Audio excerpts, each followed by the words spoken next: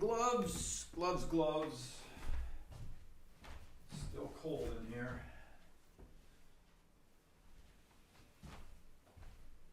I dream of summertime. Or I dream of snow, so I can go out and go ski. But right now, neither of those things are happening.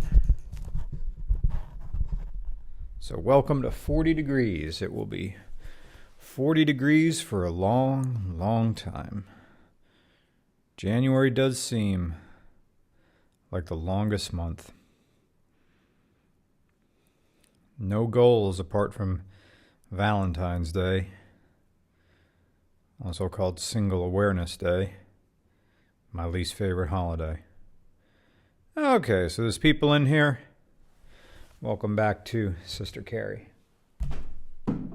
We've gotten to a very important chapter in the novel, and it's a chapter that got this book banned back in 1900. Popular book. And what am I weeble wobbling on? Weeble wobbling on something here with the mic stand. There we go.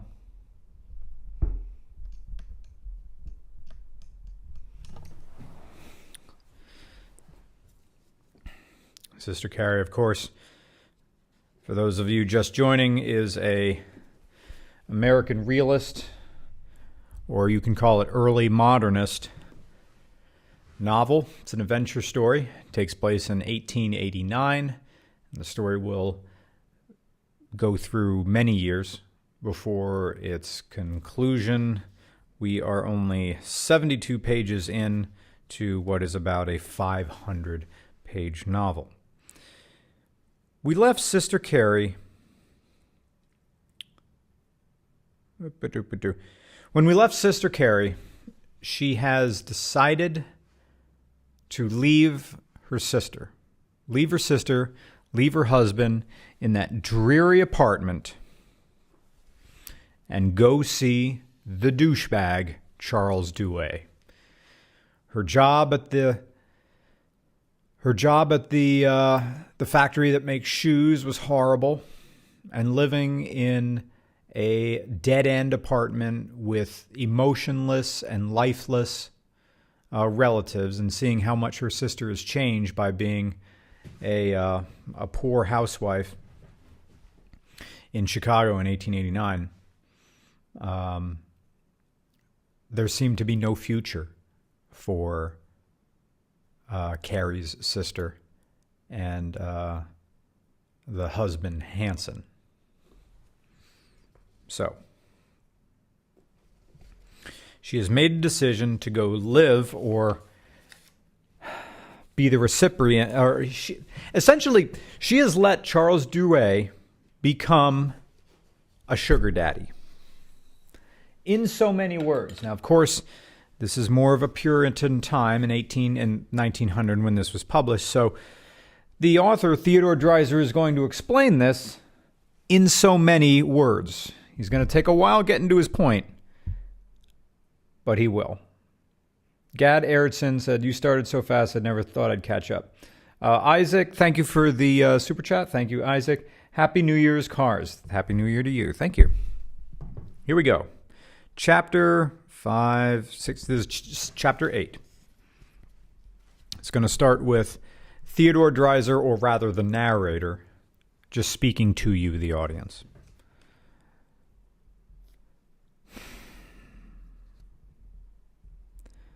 Among the forces which sweep and play throughout the universe, untutored man is but a wisp in the wind. Our civilization is still in a middle stage, scarcely a beast, in that it is no longer wholly guided by instinct, scarcely human, in that it is not yet wholly guided by reason. On the tiger, no responsibility rests. We see him aligned by nature with the forces of life. He is born into their keeping without thought, he is protected. We see man far removed out of the layers of the jungle. His innate instincts dulled by too near an approach to free will, his free will scarcely sufficiently developed to replace his instincts and afford him perfect guidance. He is becoming too wise to hearken always to instincts and desires. He is still weak to always prevail against them. As a beast, the forces of life aligned him with them. As a man, he has not yet wholly learned to align himself with those forces. In this intermediate stage, he wavers, neither drawn in harmony with nature by his instincts, nor yet wisely putting himself into harmony by his own free will. He is even as a wisp in the wind, moved by every breath of passion, acting now by his will and now by his instincts, erring with the one to retrieve by the other, failing by one only to rise by the other, a creature of incalculable variability. We have the consolation of knowing that evolution is ever in action, that the ideal is a light that cannot fail. He will not forever balance thus between good and evil. That's an important line. He will not forever balance thus between good and evil. And this is one of the tenets of the modernist movement. It's a rejection of wholly good and evil concepts. When this jangle of free will and instinct shall have been adjusted, when perfect understanding has given the former the power to replace the latter entirely, man will no longer vary. The needle of understanding will yet point steadfast and unwavering to the distant pole of truth. So you got a lot going on in there, and a good way to consider the way the narrator in Dreiserian novels chooses to represent itself or themselves is almost as an alien. An alien describing the human condition, describing the human species to some other alien, just observing and looking, either through, say, on a video screen, or say cloaked or invisible, or looking at humans through through the glass of a human zoo. Look at these humans. Here's how they. Oh, we got a super chat from Boris. Thank you, Boris. Hope this will be enough to make this week's rent. Hey, thanks, Boris. Every little bit counts. Thanks, man. Why is Brian dressed in outside clothes? Is it that cold in American homes? Yes. But please don't mistake me. Not all American homes are built the same. The house I am in right now is older than the book I am reading. The house I am in was built in 1889. It is made to be warm enough in the winter that you don't freeze, and also made to expel heat in the summertime before the invention of air conditioning. We have very high ceilings. We have plaster and lath walls. It is not thermally efficient in retaining heat. Also, I am too cheap to turn the heat up. The heat is set at 69, a nice temperature. But, maybe it's me, but I am still cold. I'm wearing thermal pants, a fleece. Also, my yard has a lot of trees in it, so also blocks the sun. It's warmer upstairs than it is downstairs. Anyway, in Carrie, as how many of our worldlings they do not. That's a good sentence. In Carrie, as in how many of our worldlings do they not, instinct and reason, desire and understanding, ward for the mastery. So what that means is that Carrie is not sure. Carrie is simultaneously trying to think rationally and guided by instincts. She knows she's poor. She knows she's kind of screwed in Chicago. She knows she has no money. She knows she has no future. And here's a guy who's a total dipshit, but kind of nice. I could get by. I probably don't have to work if I hang around with him. This is the best option I have given my circumstances at this particular moment.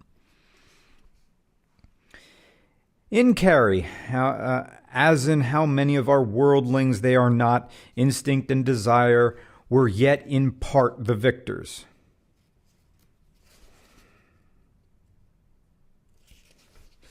She followed whither her craving led. She was not yet more drawn than drew. When Minnie found the note, Minnie is Carrie's sister.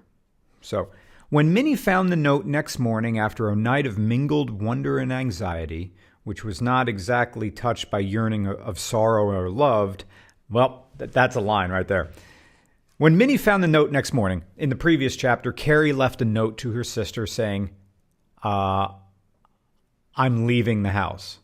I'm not going to be living here anymore.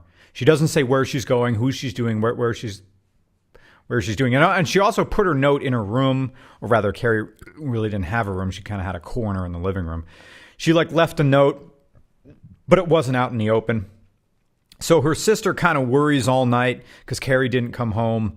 Like, where's my sister? But Theodore Dreiser says here, Minnie found the note next morning after a night of mingled wonder and anxiety, which was not exactly touched by yearning sorrow or love. How cruel does Dreiser make Carrie's sister out to be? My sister's gone all night, and I'm kind of wondering, and I'm a little anxiety, but I'm not filled with love at this moment, which shows you, since both Carrie and her sister came from the same small farm town in Columbia City,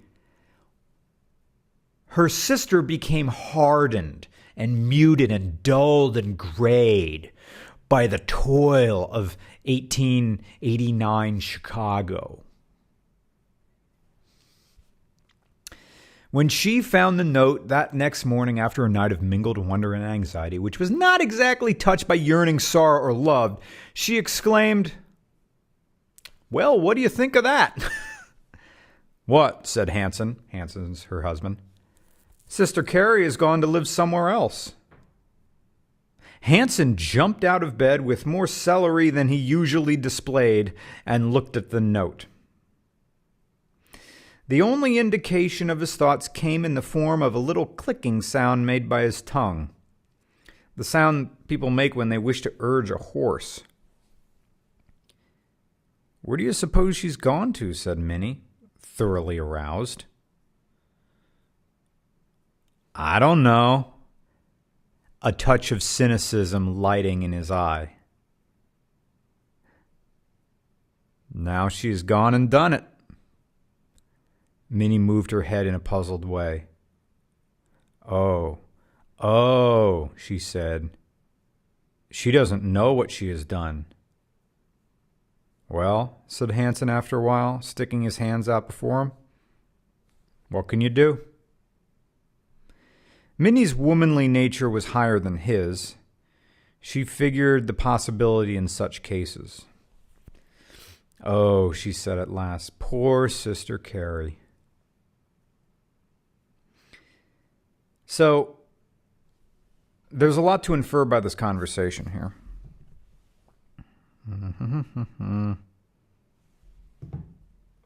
Someone's playing Daisy and listening to me. Thank you. Where do you suppose she's gone to? "I don't know. Now she's gone and done it." Oh. She doesn't know what she's done. "Well, what can you do?" Oh, poor Sister Carrie.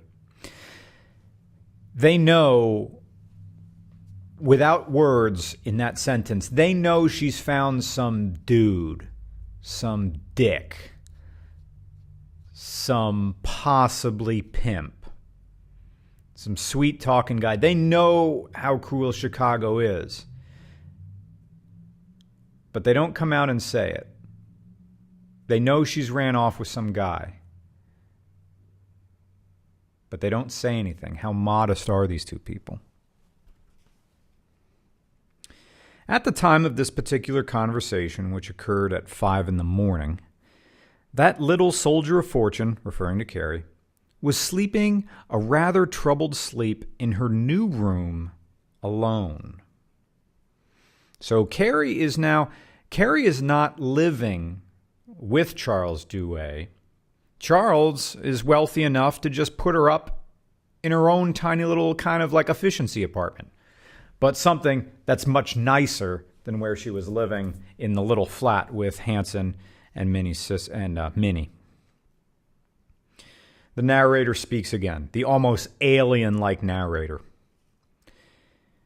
We are inclined sometimes to wring our hands much more profusely over the situation of another than the mental attitude of that other towards their own condition, which would seem to warrant.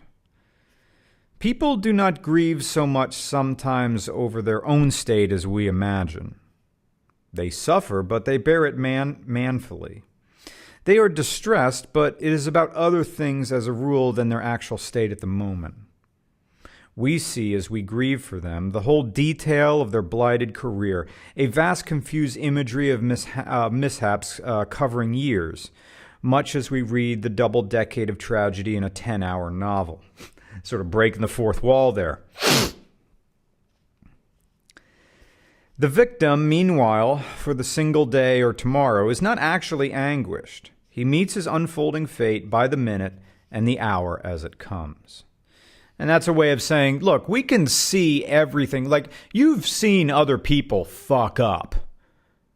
And you wonder how they do it, because from your elevated position of just not being them, not having their point of view, you can see their whole lives and see like, oh, they fucked up by doing this, that, and the other. This is a bummer story, but a former teacher of mine was just busted by a YouTuber who catches pedophiles.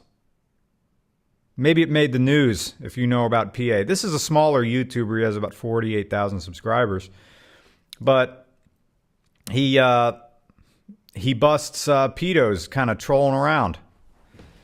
Caught one of my former teachers, and that bummed me the hell out. Because I got good grades in his class, and I kind of liked him. He was a nice guy. But from my elevated position, I'm like, what the fuck are you thinking? You're an educated person. You're the lead. You're that lead of the department in this school. Why are you risking your life for this? But I can't see his perspective, how he's going to risk everything to scratch this evil itch of his. Well, there you go. We can see his predicament plainly from our elevated position. He's had a successful 20-year career, but he, in that moment, is only thinking moment to moment. Some of the temperature over the hottest sound when we're asleep, combined with her monotonous voice. Prime ProMaster van, something like that. Anyway, Carrie's new state was remarkable in that she saw possibilities in it. She was no sensualist, longing to drowse sleepily in the lap of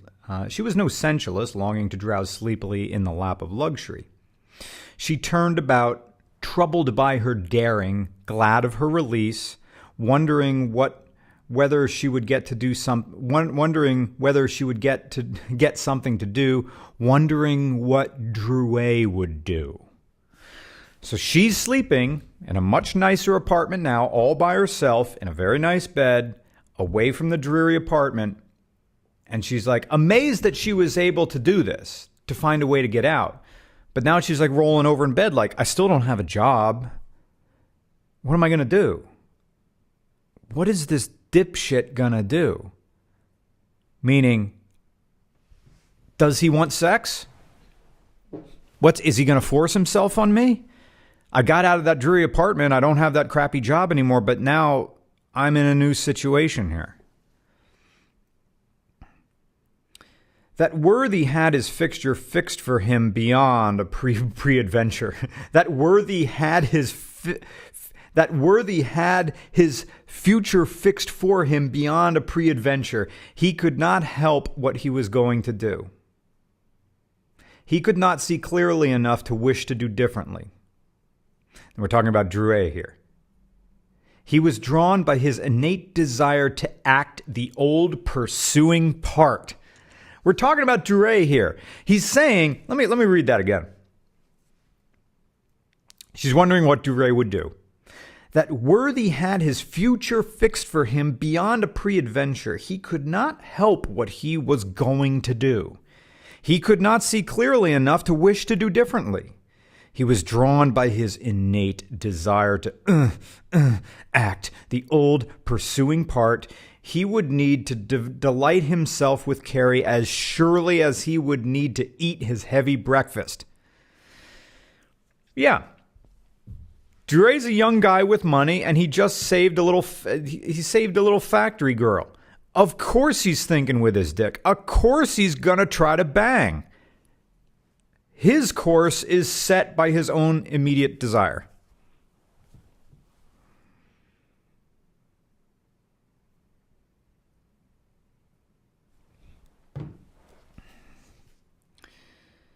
No. He might suffer the least rudimentary twinge of consciousness in whatever he did, and in just so far as he was evil and sinning. But whatever twinges of conscience he might have would be rudimentary, you may be sure.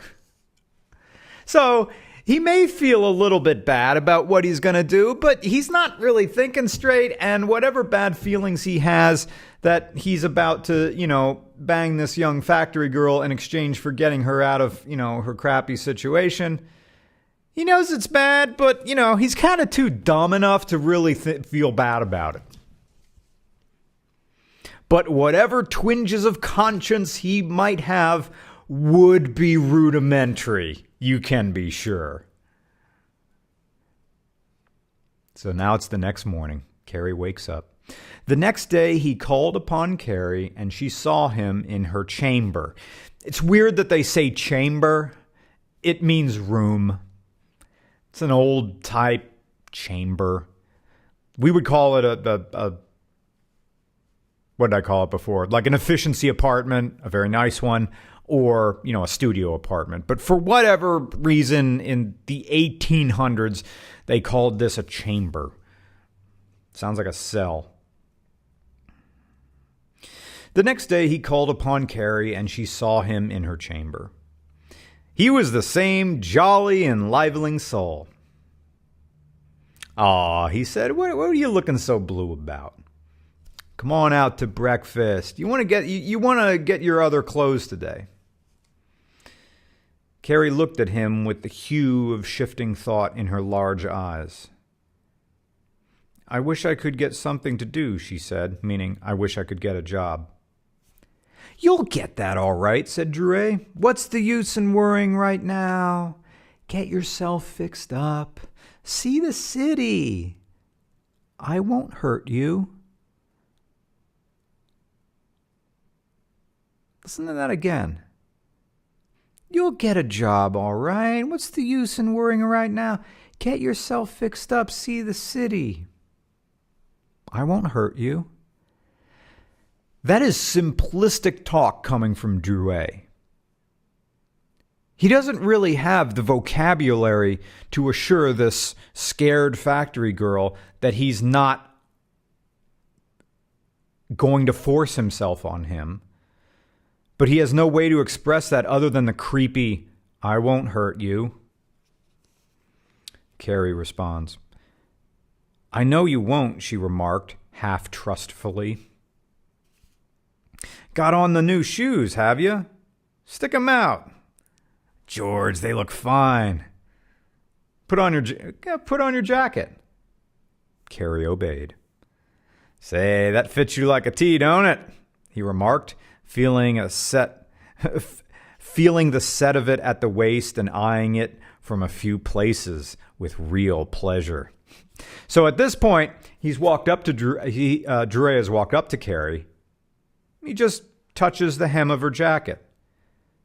Listen to what Theodore Dreiser says he does next. He remarked, feeling the set of it at the waist, and eyeing it from a few places with real pleasure. He's looking at her tits. What you need now is a nice skirt.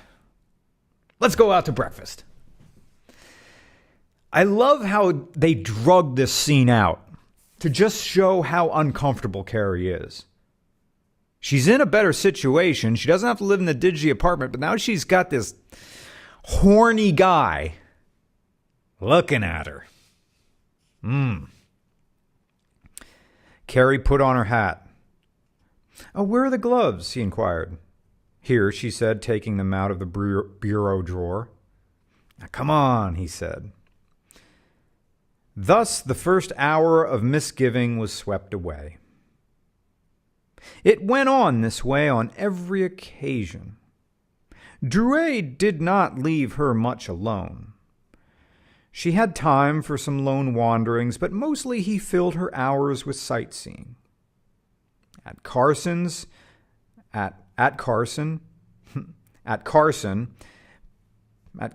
Pierre's, he bought her a nice skirt and a shirtwaist. With his money, he purchased little necessities of the toilet until at least she looked quite another maiden. Okay, so we got some old language here. He purchased the little necessities of the toilet until at last she looked quite another maiden. What are they talking about? The necessities of the toilet meant necessities of the bathroom, which really mean necessities of the powder room, which really means basic makeup. You know, the little necessities of a woman's bathroom, which usually just means some basic foundation. Until she looked quite another maiden. Okay, she got a little foundation on and looks nice. The mirror convinced her of a few things which she had long believed. She was pretty, yeah, indeed. How nice her little hat sat. And weren't her eyes pretty? She caught her little red lip with her teeth and felt her first thrill of power. Interesting. She caught her little red lip with her teeth and felt her first thrill of power. Now, what do you think they mean by that? Her first thrill of power. Okay. She's recognizing in herself, oh, I'm not that bad looking. I can use this. Power over what? Perhaps power over Drouet. Perhaps power over other men. Something. This will become important later. Drouet was so good. So in this moment, she says, okay, Drouet's good. Maybe Dreiser is leaving something unsaid here with that sentence. Drouet was so good. Could mean Drouet is such a good boy. Oh, he's a good boy. I think I could control him a little bit. But these are all things that's very kind of subtle about what Dreiser is saying. They went to see, I've never heard of this play, The Mikado one evening, an opera which was hilariously popular at the time. Before going, they made off for the Windsor Dining Room, which was on Dearborn Street, a considerable distance from Carrie's room. It was blowing up cold, and out of her window, Carrie could see the western sky, still pink with the fading light. So they're looking out past like West Town, Chicago. But steely blue at the top where it met the darkness. A long, thin cloud of pink hung in midair, shaped like some island in a far-off sea. Somehow the swaying of some dead branches of trees across the way brought back a picture she was familiar with when she looked from the front window in December in Days at Home. She paused and wrung her little hands. "What's the matter?" said Drouet. "Oh, I don't know," she said, her lip trembling. He sensed something and slipped his arm over her shoulder, patting her arm. Oh, come on, he said gently. You're all right. She turned to slip on her jacket. Better wear that boa about your throat tonight. Now they left the restaurant. They walked north on Walbosch to Adams Street and then west. The lights in the stores were already shining out in gushes of golden hue. The arc lights were sputtering overhead, and high up were the lighted windows of the tall office buildings. The chill wind whipped in and out in gusty breaths. Homeward bound, the 6 o'clock throng bumped and jostled. Light overcoats turned up about the ears. Hats were pulled down. Little shop girls were fluttering in pairs and fours, chattering and laughing. It was a spectacle of warm-blooded humanity. Suddenly, a pair of eyes met Carrie's in recognition. They were looking out from a group of poorly dressed girls. Their clothes were faded and loose hanging, their jackets old, their general makeup shabby. Carrie recognized the glance and the girl. It was one of those who worked at the machines in the shoe factory. The latter looked, not quite sure, and then turned her head and looked. Carrie felt as if some great tide had rolled between them. The old dress and the old machine came back. She actually started. Started to do what? Dreiser isn't telling us. Duray never noticed until Carrie bumped into a pedestrian. "Oh, you must be thinking," he said. We see a lot of these contrasting binaries in Sister Carrie, where one person moves from one social caste to another. She recognizes her old co-workers and now suddenly sees the immense difference between her current state and them. Carrie's wearing all new clothes. She has warm clothes. She's looking over her old co-workers. Oh, they look kind of crappy. And the difference between them is as wide as a sea or as powerful as a gigantic ocean wave, crashing and separating herself now from her former life at the factory.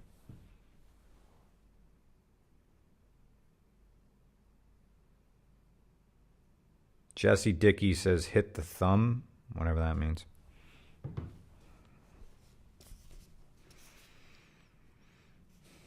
You must be thinking, Duray said. They dined and went to the theater. That spectacle pleased Carrie immensely.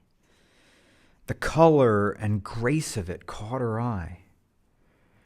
She had vain imaginings about place and power and far-off lands and magnificent people. When it was over, the clatter of coaches and the throng of fine ladies made her stare. So, I'm spoiling this, but this is a bit of foreshadowing here. This is the first time Carrie's really been infatuated with something. The spectacle of the theater pleased her immensely. The color, the grace caught her eye.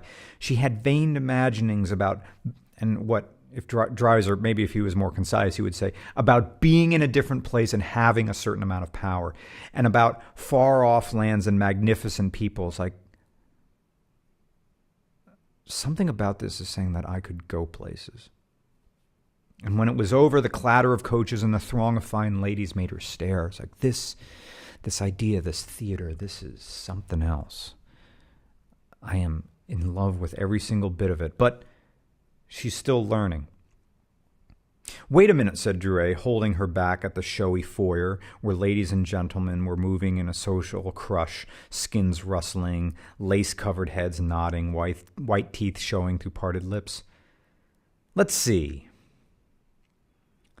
67, the coach caller was saying, his voice lifted in a sort of euphorious cry. 67. Isn't it fine, said Carrie, referring to this scene that's going here.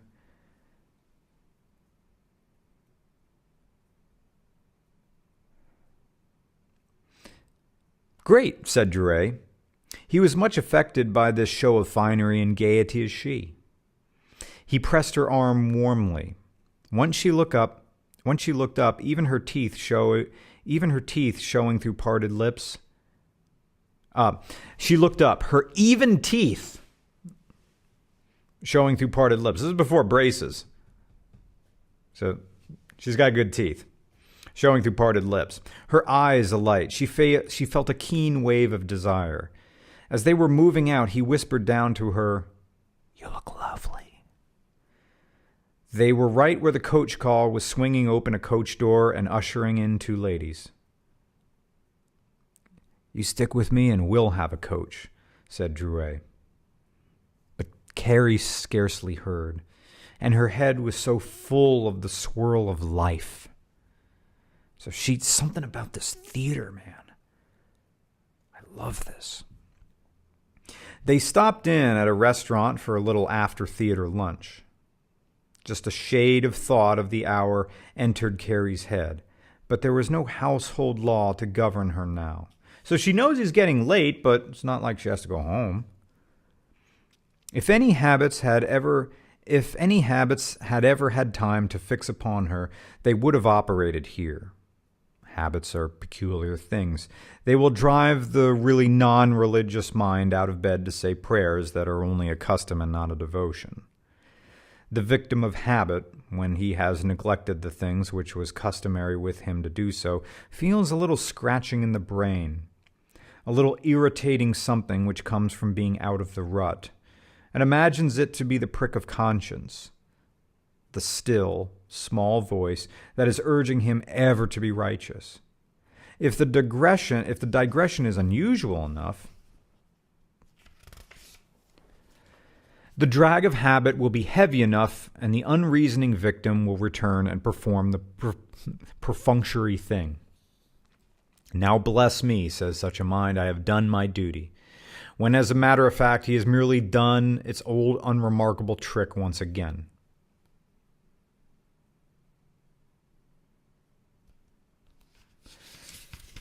Dreiser is referring in this bit.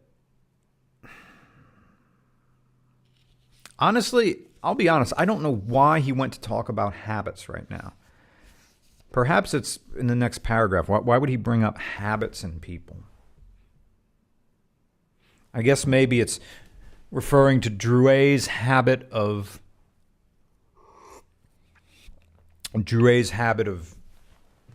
always just going out to eat all the time, perhaps. But Carrie had no excellent home principles fixed upon her. If she had, she would have been more consciously distressed. Now the lunch went off with considerable warmth.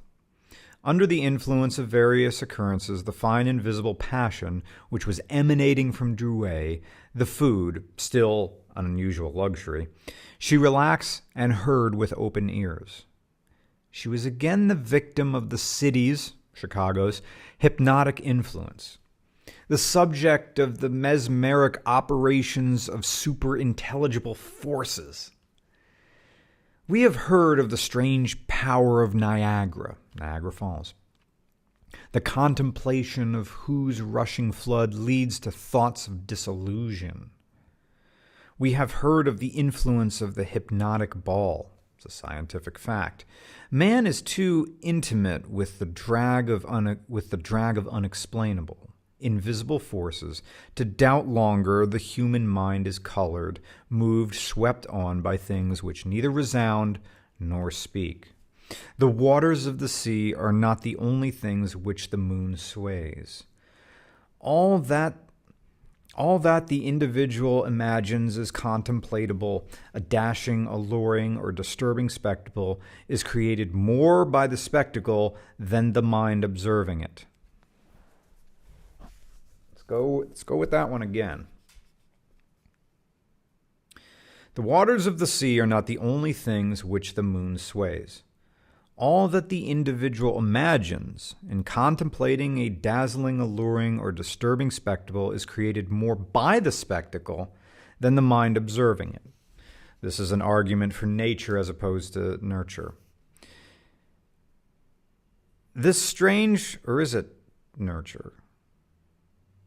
Or making the argument that the human mind is an empty vessel and is merely at the whims of the environment in which that vessel fills, or the environment which fills that vessel.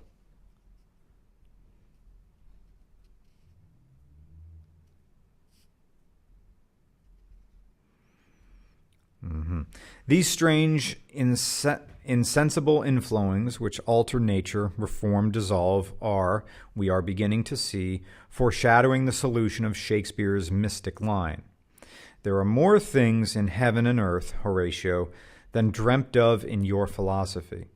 We are, after all, more passive than active, more mirrors than engines, and the origin of human action has neither yet been measured nor calculated. So what he's saying there is most people you meet just sort of drift through life, including myself.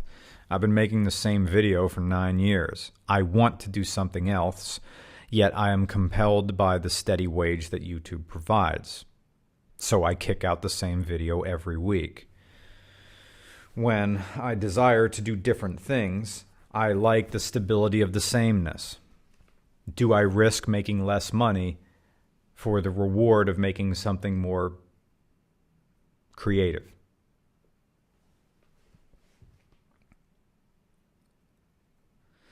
Well, said Drouet at last, we'd better be going. They had been dawdling over the dishes, and their eyes had frequently met. Carrie could not help but feel the vibration of force which followed, which indeed was his gaze.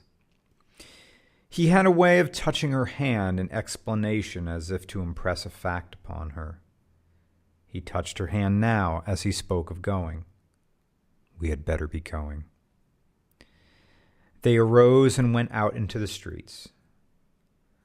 The downtown section was now bare save for a few whistling strollers, a few owl cars. An owl car is just a late-night taxi, of course, horse-drawn, right?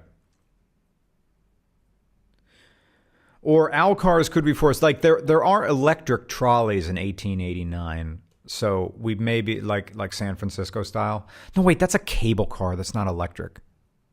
Shoot. I have a friend who lives in Media, and there is a electric streetcar that runs down one of the streets in Media, Pennsylvania. Anyway. Okay.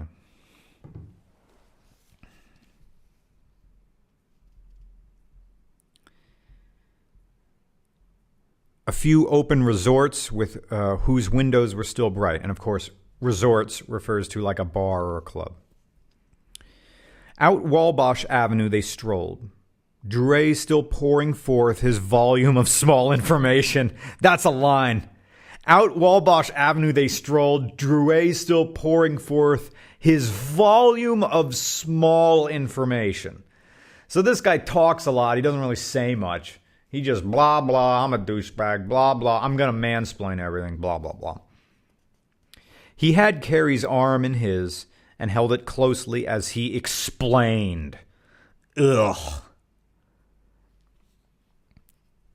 Once in a while, after some witticism, some dumb joke, he would look down and his eyes would meet hers.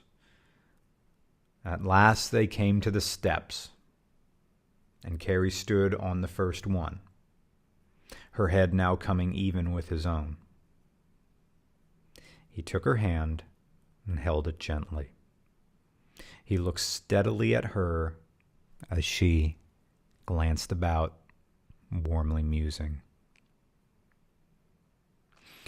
Yep. So they came back. It was a nice day. Yep. Went to the theater. Yep. Had lunch. Yep. Had another lunch. Yep. Walked around. She had a fine time. She was mesmerized by the theater. She had a good day, as douchebaggy as Drouet is, had a good day. So they're now at the steps of Carrie's apartment. Carrie's new apartment that Drouet is paying the rent for. He wants a little something. About that hour, Minnie, Carrie's sister, was soundly sleeping after a long evening of troubled thought. She had her elbow in an awkward position under her side. Her muscles so held irritated a few nerves. And now a vague scene floated on in the drowsy mind. She fancied she and Carrie were somewhere beside an old coal mine. She could see the tall runaway and the heap of earth and coal cast out. There was a deep pit which they were looking down into. They could see the curious wet stones far down where the well disappeared in vague shadows. An old basket used for descending was hanging there, fastened by a wooden rope. "Oh, let's go in," said Carrie. "Oh, no," said Minnie. "Yes, come on," said Carrie. She began to pull the basket over, and now, in spite of all protest, she had swung over and was going down. "Carrie!" she called. "Carrie, come back!" But Carrie was far down now, and the shadow had swallowed her completely. And she moved her arm. Now the mystic scenery merged queerly, and the place was by waters she had never seen. They were upon some board or ground or something that reached far out, and at the end of this was Carrie. They looked about, and now the thing was going down, and Minnie heard the low slip of the encroaching water. "Come on, Carrie," she called. But Carrie was reaching farther out into the ocean or whatever. This is a dream, remember. Doesn't make sense. She seemed to recede, and now it's difficult to call to her. "Carrie," she called, "Carrie," but her own voice was far away sounding. And the strange waters were blurring everything. She came away suffering as though she had lost something. She was more inexpressibly sad than she had ever been in her life.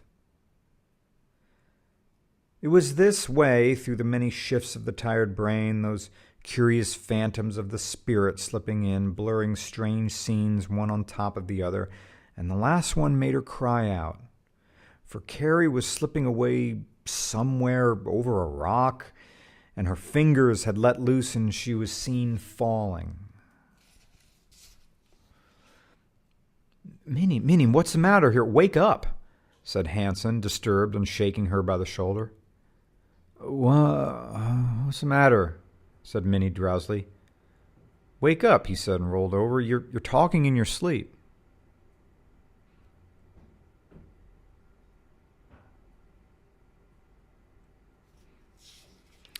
A week or so later, Drouet strolled into Hannah and Hogg's spruce in dress and manner. Yep. So Hannah and Hogg's is this reoccurring sort of, they call it a resort, but this is more of a big club. You could call it a nightclub, but it's open all day. It's a bar, restaurant, lounge, sort of dance, Studio 54, cigar bar. It's a big everything. It's a great place to hang out. It's a fancy restaurant that has a lot of other amenities. So Drouet, they never say. See, this is the bit that gets Sister Carrie by Theodore Dreiser banned in 1900. It's very sort of, Kurosawa or Tokyo Story, since they don't actually say that they bang. Let's go back to the previous page 79, when Carrie and Drouet are at the door to her apartment. At last they came to the steps, and Carrie stood on the first one, her head now coming even with his own. He took her hand and held it gently. He looked steadily at her as she glanced about, warmly musing, which means warmly thinking. She's thinking. He's thinking. Let's skip that dream sequence and go right to what Drouet does next. Drouet strolled into the Hannah and Hogs, spruce in dress and manner. Yeah, he's feeling good. Hello, Charlie, said Hertzwood. Hertzwood's the manager, looking out from his office door. Drouet strolled over, looked in upon the manager at his desk. When do you go out on the road again? He inquired. Pretty soon, said Drouet. Haven't seen much of you this trip, said Hertzwood. Meaning, I haven't seen this you much. You're home right now. I haven't seen too much of you. Well, I've been busy, said Drouet. They talked some few minutes about general topics. Say, said Drouet, as if struck by a sudden idea, I want you to come out some evening. Out where? Inquired Hertzwood.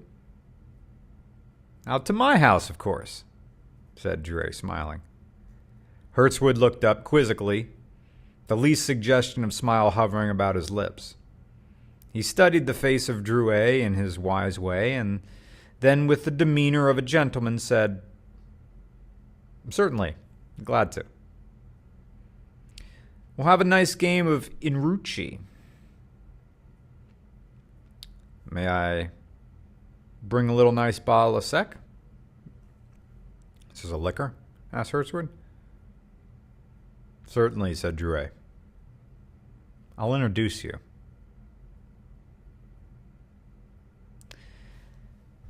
So that's salacious right there. What do you think Drouet's talking about? So I want you to come out somewhere. Where? My house. Certainly. Glad to. We'll have a nice game. Can I bring a bottle of booze? Certainly. I'll introduce you.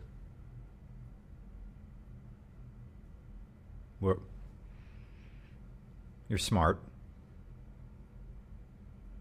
What's Drouet suggesting? While you're thinking about that,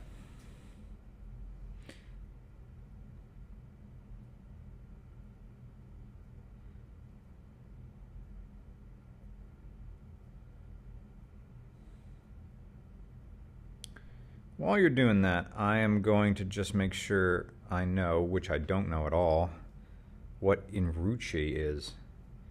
E-U-C-H-R-E.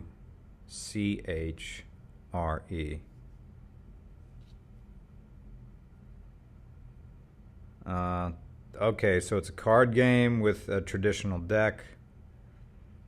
A trick-taking card game played in pretty much the Western world. It's played with a deck of 24, 28, or 32 variations. It's a type plain trick. Inrucci emerged in the United States in the early 19th century, when there were several theories for its origin. It derives from an old responsible for introducing the Joker into a modern deck of cards. What are the rules? Inrucci is a 4-player game, which the players are paired to form 2 partnerships. Standard Inrucci, Jack 24 playing cards. Each player is dealt 5 cards. The first player is dealt 3 cards, the second 2. Continually altering and dealers 3 cards. A cut is sometimes offered the remaining 4 cards, but it's some dumb card game. I don't know. Not to pick up. The cards are ranked, descending order. The remaining cards are ranked in usual order. So it's not poker. Left bower. As soon as hand is dealt. Overview objective.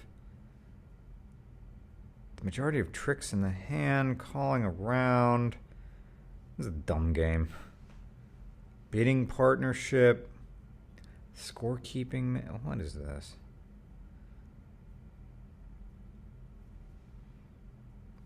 That's weird. Ruche. So it's some version of a card game. It's probably old. You pronounce it euchre. Oh, okay. The Great Magnet said, Chicago guy here. Love you, Brian. Thanks. Into that. Euchre. Thank you. All right, so it's some sort of card game, or the regular cards, and it involves the Joker, and it's probably not as fun as poker. It's probably some like weird, today we'd probably call it like a weird old man game, so whatever.